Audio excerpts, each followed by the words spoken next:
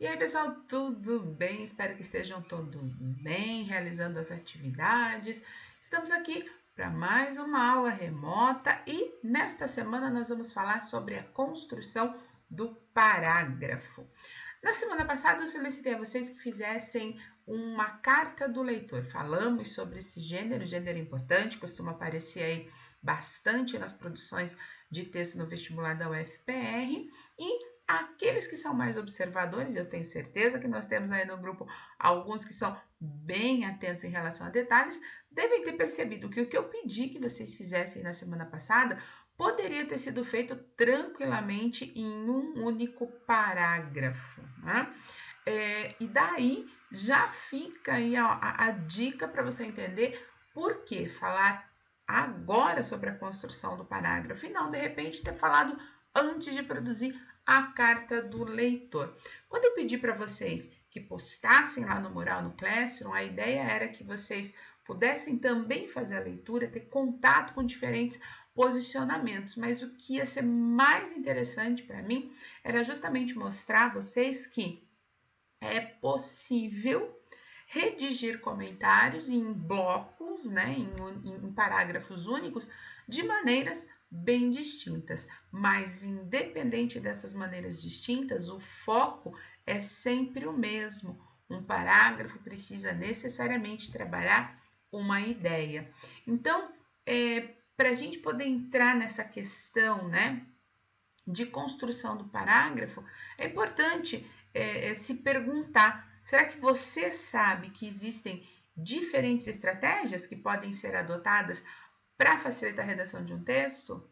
Pois é, existem. E a gente vem falando em nossas aulas sobre essas estratégias, de que forma você vai poder aplicá-las, né? Tem que conhecer para poder aplicar nas provas que estão por vir, né? Nós estamos aí em momentos um pouco menos indefinidos, embora ainda não totalmente resolvidos, mas a gente já sabe, por exemplo, que o Enem tem o Enem foi adiado, né? A possibilidade de acontecer aí até maio do ano que vem, o que eu pessoalmente acho muito ruim, né? Compromete a SISU, compromete Enem de 2021, é preferível que ele aconteça ainda nesse ano, mas a gente já sabe também que o vestibular da UFPR está já postergado para 10 e 11 de janeiro, se não me falha a memória. O EM também, uma universidade estadual, a Universidade Estadual de Maringá já colocou que o seu vestibular vai ser na primeira semana de fevereiro.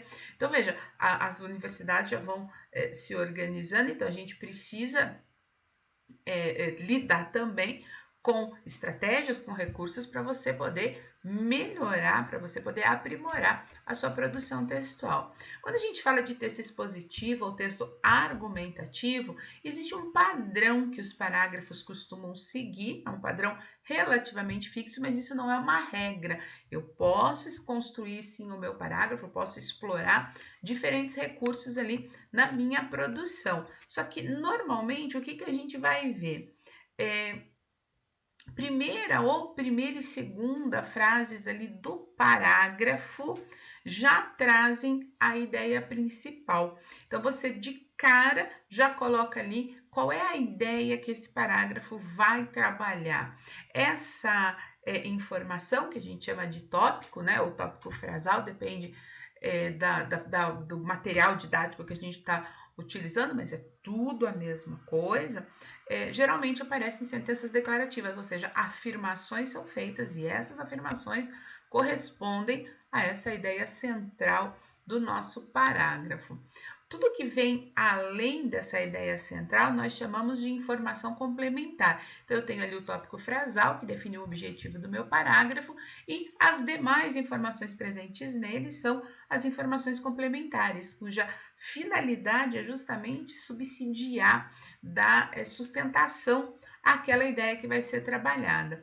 Para você manter nessa construção, nessa produção de parágrafo, aí, aquilo que a gente chama de encadeamento de ideias, né, a progressão textual, os mecanismos coesivos precisam ser empregados de maneira adequada, porque são esses recursos que vão estabelecer a relação de sentido entre as informações complementares e as principais. Esses recursos coesivos, eles precisam ser aplicados tanto nas frases quanto entre parágrafos, né? Então, é algo interno do parágrafo ou algo que também é utilizado para relacionar um parágrafo a outros. Então, é bem importante estar atento a recursos coesivos. Só que existem também outras maneiras de construção de parágrafo, né? Bom você conhecer para poder também diversificar.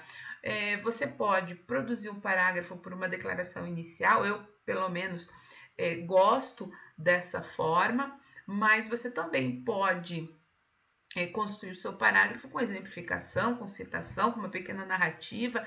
Isso sempre vai depender da estratégia que você vai adotar para a sua produção, tá? Então, uma declaração inicial pode aparecer, na sequência ali os detalhes, os argumentos relacionados, enfim, você consegue produzir bons parágrafos partindo desse pressuposto que é o considerado básico, né?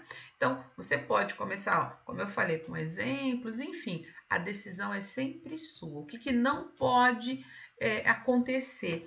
O parágrafo ser produzido sem relação entre as informações, o parágrafo contemplar mais de uma ideia, porque é sempre uma ideia por parágrafo, tá? Isso é importante você lembrar.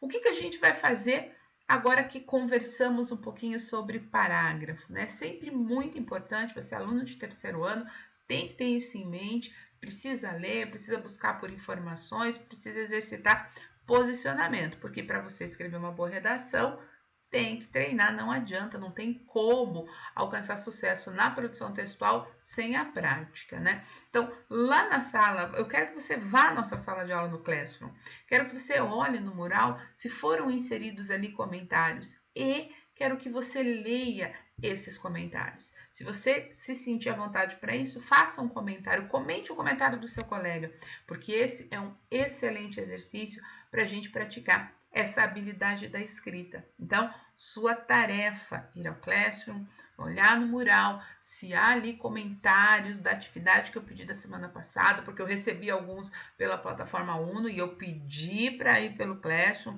validei o que eu recebi, mas a ideia era via Classroom, então agora eu vou inserir o que eu recebi pela plataforma ali, porque eu quero que vocês tenham acesso a essas informações, ok? Façam isso, essa é a atividade que fica para essa semana. Eu desejo que vocês fiquem bem, cuidem-se, se alimentem bem, mantenham-se em casa, cuidado com a higiene, porque a gente precisa se preservar. E nós nos encontramos na próxima semana. Um beijo grande e até lá!